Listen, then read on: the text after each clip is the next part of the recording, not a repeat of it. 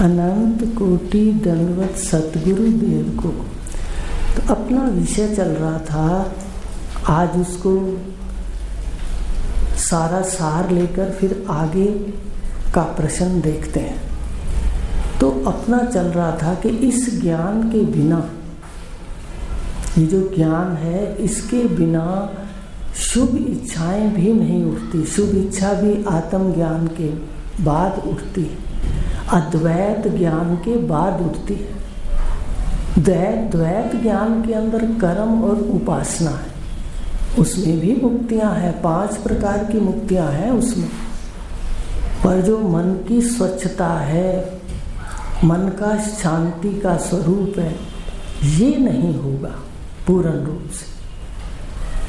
तो कहा कि इस आत्मज्ञान से पहली इच्छा है, आप लक्षण देखो अंतःकरण के, शुभ इच्छाएं उठेंगी। और जो साधक है, अगर इच्छाएं दूसरी आती हैं तो वो उनको परे करके शुभ इच्छा में बदल दे। किसी के लिए विपरीत ना विचारे, ना इच्छा करे। तो दूसरी भूमिका सुनते सुनते आएगी सुविचारणा। विचार भी जो आत्मज्ञान के साधक हैं, उनके विचार भी सुंदर हो जाएंगे। सुविचारणा, उसका विचारना भी सुंदर होगा। और फिर ये देखना है हमें कि विचार कैसे उठते हैं। तुम ही तो साक्षी हो, तुम ही तो ज्ञाता हो। मन के अंदर ही सब पड़ा है। जैसे घर में हम डब्बे में डब्बे लाते हैं, एक डब्बा बाहर से तो ऐसे दिखता है कि एक है, पर उसके अंदर कितने डब्बे कंपनी वाले रख देते हैं। कोई 4 रख देता है, कोई ज़्यादा भी रख सकता है। इसी तरह मन ऐसे दिखता है बाहर से, लेकिन कभी कभी अंदर से ऐसा कुछ निकाल देता है, तो इसके अंदर इतना कुछ पड़ा होता है। तो सुविचारणा, शुभ इच्छा उठी श्रवण के बाद, आत्मज्ञान के गुरु मिले तब। सुविचारणा जब हुआ, जब हम अद्वैत का ज्ञान श्रवण करने लगे। अद्वैत के श्रवण के बिना शांति भी नहीं, हृदय की स्वच्छता भी नहीं पूर्ण रूप से। तो तीसरा कहा तनु मानसा। तीसरी स्थिति थी कि सुनते सुनते हमारा मुख जो बाहर विषयों के अंदर है, बुद्धि का मुख, मन का मुख, तो वो अंतर्मुख हो जाता है। मन का निरीक्षण होता है कि क्या है मन में, बुद्धि का निरीक्षण होता है कि क्या है बुद्धि में। तो इस प्रकार उस अवस्था को तनु मानसा कहते हैं। तो ये भी देखना है कि सारा दिन बहिर्मुख रहते हैं या कि कुछ समय हम शांत होकर के अपने मन को देखते हैं। मन को देखना ही अंतर्मुख होना है। और चौथी अवस्था बताई सत्वापति के अंतःकरण धीरे धीरे निरीक्षण से। ये अवस्थाएं जो हम बैठे हैं, हम देखें कि कौन सी ऐसी अवस्था है जहां हमारा मन अटकता है। जिस अवस्था में मन अटकेगा वहां पुरुषार्थ करना पड़ेगा निकालने के लिए। सिर्फ एक ही पुरुषार्थ करो, सबसे ज्यादा श्रवण। घर में भी स्वाध्याय करते हो, सुनते हो, यहाँ भी सुनो। सुनते सुनते एक दिन अंतःकरण खाली हो जाएगा।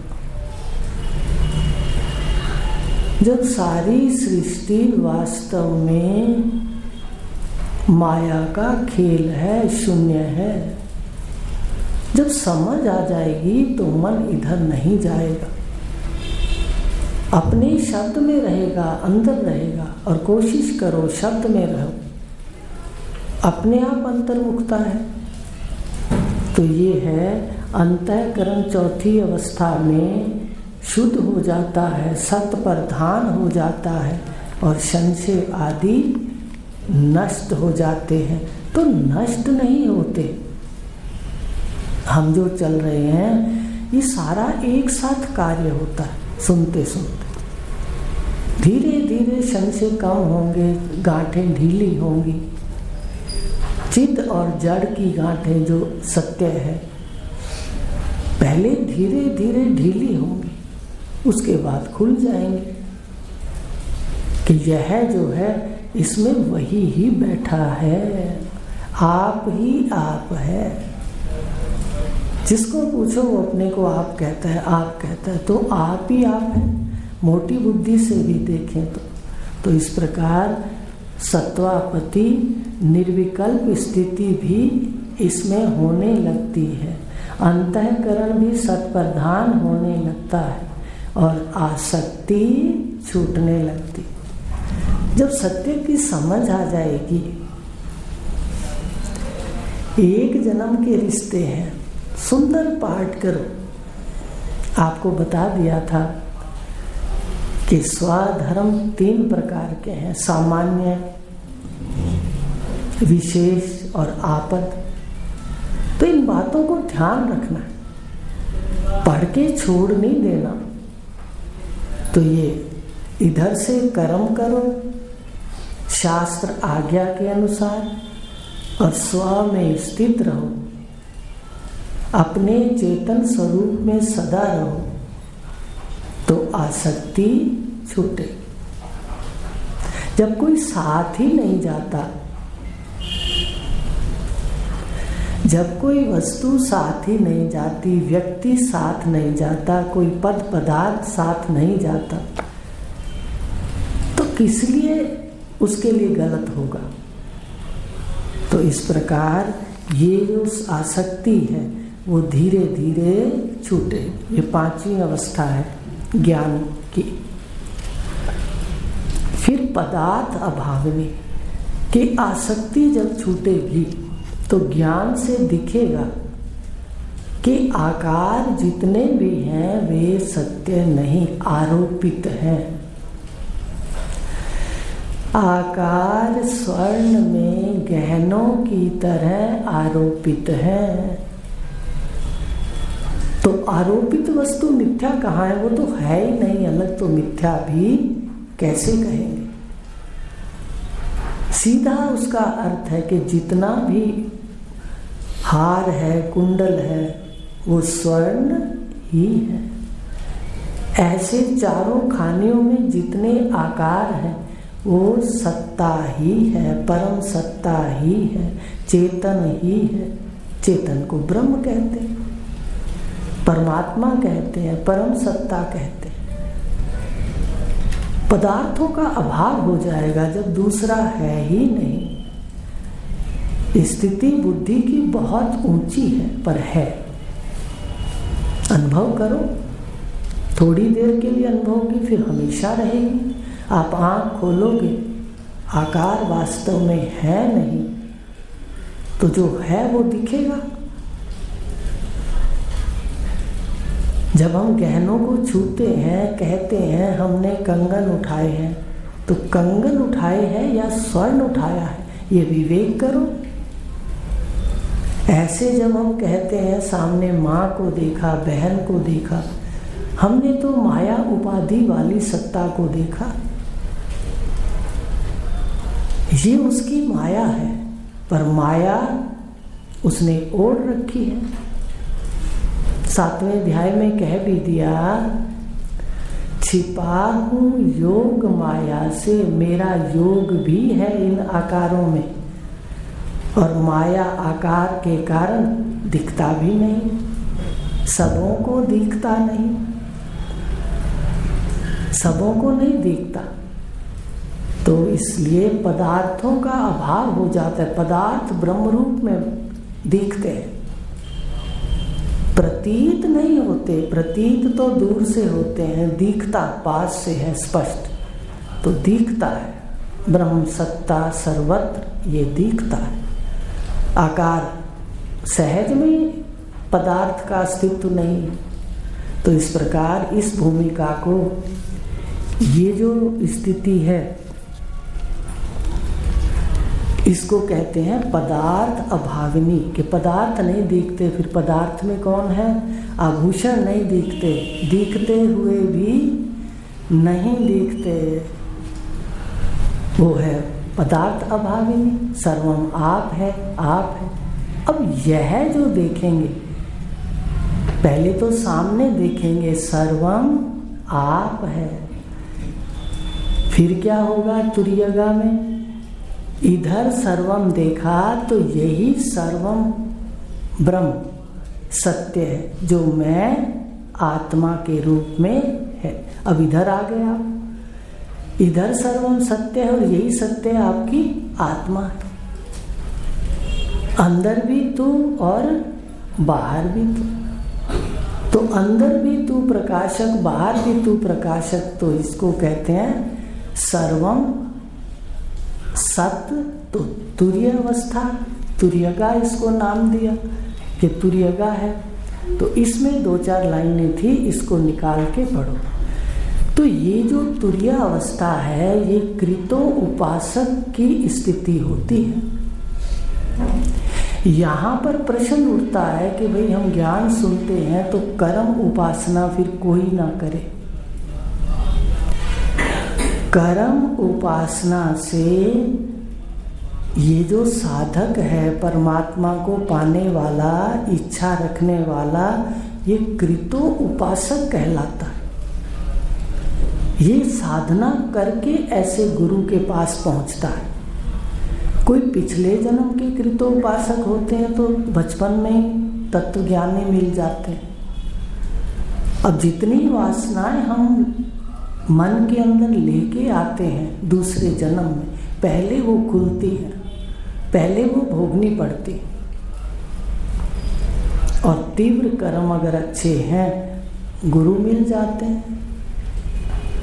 तो इसलिए कहा गया कि ये जो कृतोपासक है, यही उसकी भूमिका आती है, वो ही ज्ञान लेता है। अब अगर साधक थोड़े से कर्मों से,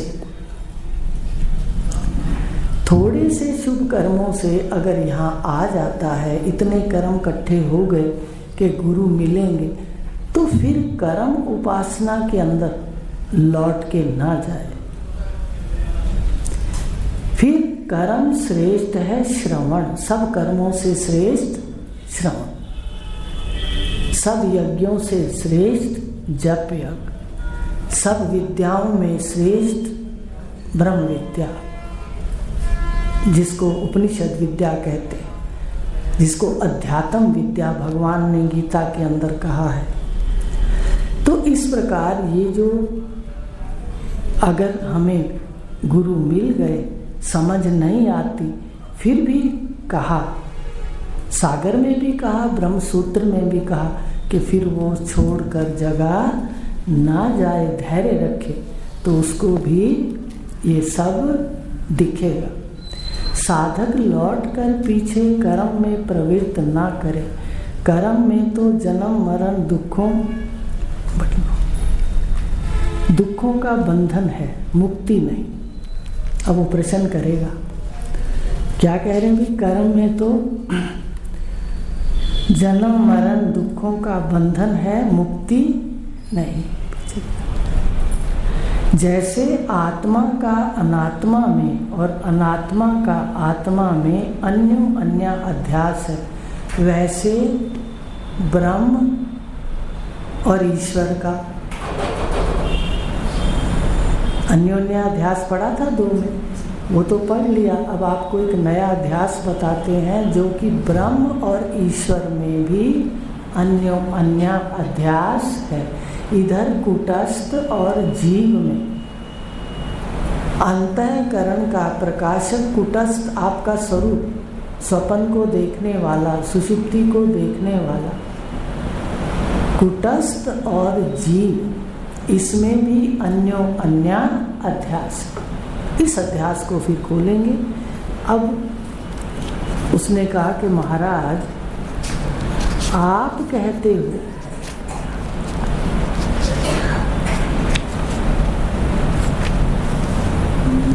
ज्ञान होता है, तो ज्ञान जो होता है ये फिर ज्ञान क्यों नहीं इतना फलता? ज्ञान लेते हैं फिर एक आलस की अवस्था आ जाती है मन की। ज्ञान लेते वक्त जो मन की अवस्था है बीच बीच में लय दोष आ जाता है, याद रखना। जो आपने सुना, जो यहाँ आते हो, तो शास्त्र कहता है, हमारे ऋषि कहते हैं कि लय दोष मन में आता है और मन ज्ञान से उचाट होता है। रस तो ज्ञान में देर से आता है, और जब रस आता है तो भक्ति से ज़्यादा रस आने लगता है, ऐसा ज्ञान है। लेकिन पहले की अवस्था है कि हम ज्ञान प्राप्त कर रहे हैं, ये भी ध्यान रखें कि जब ज्ञान प्राप्त कर रहे हैं तो ये मन बहुत टेढ़ा है, इसमें जन्मों के संस्कार हैं बिल्कुल वैसे छुपे हुए, जैसे डब्बे में डब्बा कंपनी वाले छुपा देते हैं, और इसके अंदर संस्कार निकल आते हैं भोग के, तो लय दोष हो जाता है। क्योंकि भोग के संस्कार आते ही जीव को ज्ञान से वो मन भटकने लगता है, तो मन लय सा रहता है, तो इसको कहते हैं लय दोष। तो लय दोष आ जाता है और ज्ञान में प्रतिबंधक रुकावटें आती हैं। तो ये क्यों आती हैं, ये कारण बताया, लिखा है ना, ज्ञान के प्रतिबंधक। तो ज्ञान लेते लेते ज्ञान में उन्नति नहीं होती। आप निरीक्षण करिए, हमारे प्रश्न है ये सारे, भाई ज्ञान ले रहे हैं, हमारे अंदर नहीं बैठता, हमारा मन उचाट हो जाता है, तो ये ज्ञान में मन का दोष है। इसमें ज्ञान में रुकावट आती है और मन का लय दोष भी आता है। तो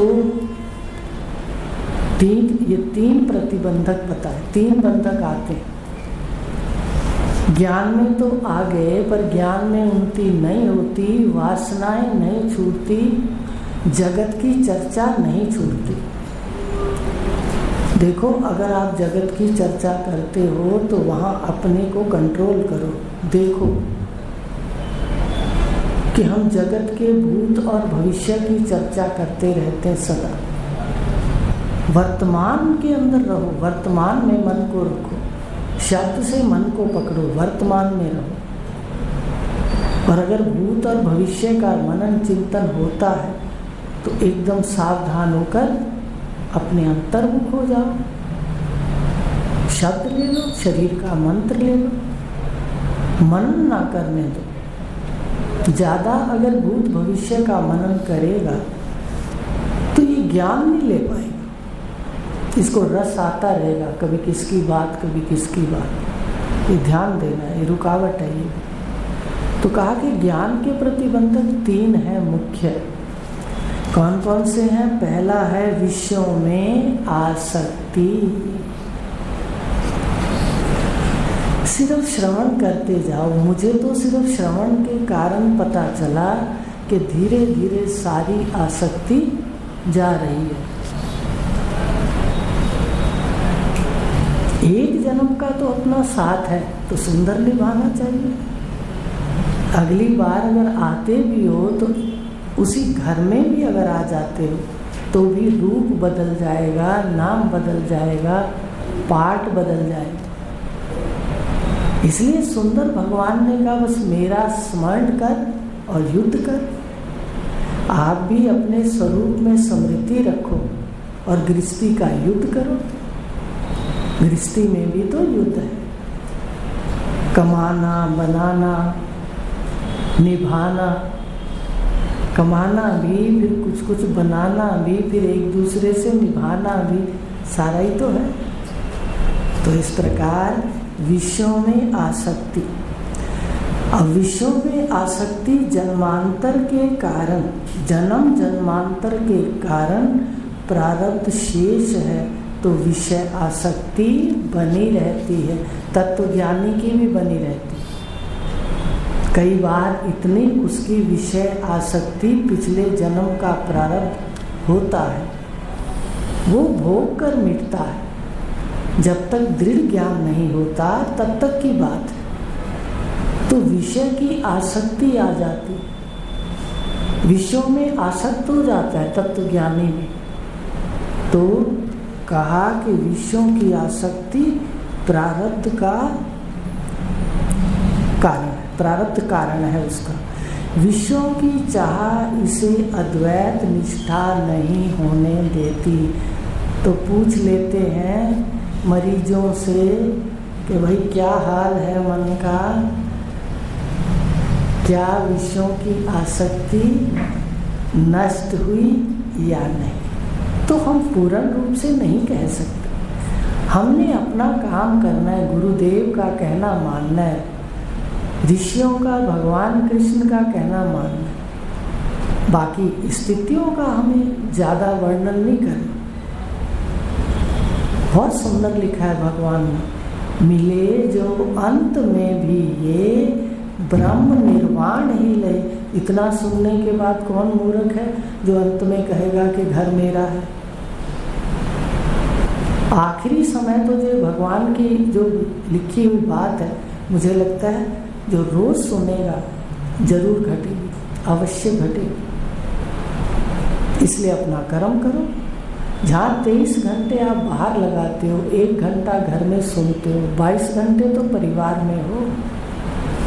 2 घंटे मत दो किसी को, फिर जीवन बदल जाएगा। अंतःकरण भी शुद्ध होने लगेगा, आसक्ति भी शम हो जाएगी, पूर्ण रूप से नष्ट नहीं होगी। जब आखिरी समय आदमी जाता है तो सब उसको याद रहेगा। तो इस प्रकार कहा कि विषयों की आसक्ति प्रारब्ध के कारण भी होती है, और इसको जीवन मुक्त और ब्रह्म ज्ञानी के लिए भी कहा है शास्त्रों। लेकिन फिर ब्रह्म ज्ञानी के लिए क्या कहा है? ब्रह्म ज्ञानी के लिए कहा है कि विषयों में आसक्ति से एक ब्रह्म ज्ञानी तो जीवन मुक्ति का आनंद लेता है, जिसका प्रारब्ध तीव्र संसारिक नहीं है, वो जीवन मुक्ति का आनंद लेता है। और एक ब्रह्म स्थिति में पहुंच जाता है, पर जीवन मुक्ति का आनंद कम होता है। क्यों? क्योंकि उसका प्रारब्ध शरीर में तीव्र है, तो वो विषयों में वर्तता है। बस इतना फर्क है। मुक्त दोनों होंगे। एक को रास्ते में जीवन मुक्ति का आनंद कम मिलता है, और दूसरे को जीवन मुक्ति का आनंद मिलता रहता है। पर गति दोनों की बराबर होगी, कैवल्य मुक्ति। इस जगह पर बैठने वाले को क्या मिलेगा? कैवल्य के साक्षात होकर के बाकी सारा जितने भी मान्यताएं हैं सब मुक्त हो जाएगा। तो इस प्रकार कहा कि विषयों में आसक्ति जन्म जन्मांतर का कारण प्रारब्ध भी होता है। और दूसरी है बुद्धि की मंदता। दूसरा कारण क्या है कि हमारे को ज्ञान फलीभूत कम होता है। कहते बुद्धि थोड़ा कम होती है, मंद होती।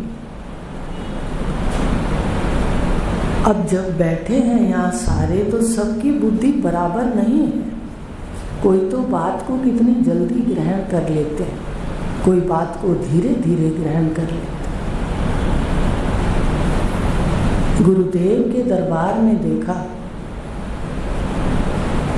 2 बहनें, वो कहती थी बस आप सत्संग जाओ, हम आपके घर की निगरानी करेंगे, आप हमें जो आशीर्वाद दोगे हम मुक्त हैं।